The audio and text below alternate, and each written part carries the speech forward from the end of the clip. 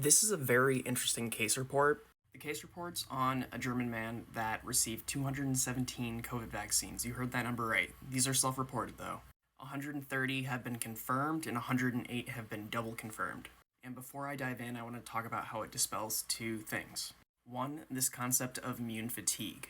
People like Dr. Sarah Lang on the ACIP board think that if you get too many vaccinations, you're going to exhaust your immune system, and your immune system won't be able to recognize future threats, which is completely false. And when you have such a ridiculous case report like this one, where a person's been vaccinated 217 times, it just puts the pin in that. Second, it partially disproves antigenic sin, but that one definitely is going to need more variant-specific testing to confirm. This is the concept where the first thing your immune system is exposed to is the thing that it keeps producing even when it's exposed to something slightly different, where the indicator lies in the specific original Wuhan variant and the original Omicron variant, because we weren't ever specifically vaccinated against B1.1.529, yet the hyper-vaccinated individual developed a high neutralizing antibody response to that variant. So this 62-year-old hyper-vaccinated individual from Germany received 217 vaccines self-reported within a period of 29 months, where there is direct evidence for 130 vaccines in a 9-month period, and then 108 vaccines are individually recorded and have been confirmed against those 130.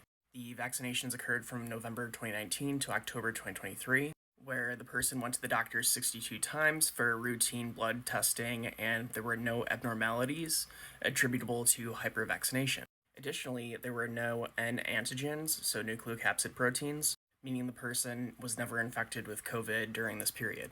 So this is the timeline of vaccination for 2021, 2022, and 2023 based off of self-reports, which is the gray, and then confirmed, which is the red.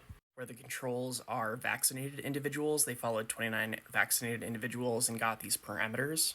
And this is from the second vaccine to the third vaccine, where we're seeing that the hyper-vaccinated individual, the red here, is sustaining high levels of antibodies. And even after the 217th vaccine, we're still seeing a positive responsiveness to the vaccination. Where compared to the vaccinated controls, the hyper-vaccinated individual had a 5.4 times greater responsiveness and neutralizing capacity for the wild type, and then an 11.5 times neutralizing capacity against Omicron. So to recap, there is no immune fatigue in this hyper-vaccinated individual. Even after 217 vaccinations for COVID, the person is still developing an appropriate immune response and is sustaining a high level of immune responsiveness. The person also had no adverse effects that could be attributed to the vaccine. And also compared to 3 times vaccinated individuals, the person had a significantly higher neutralizing antibody responsiveness to COVID variants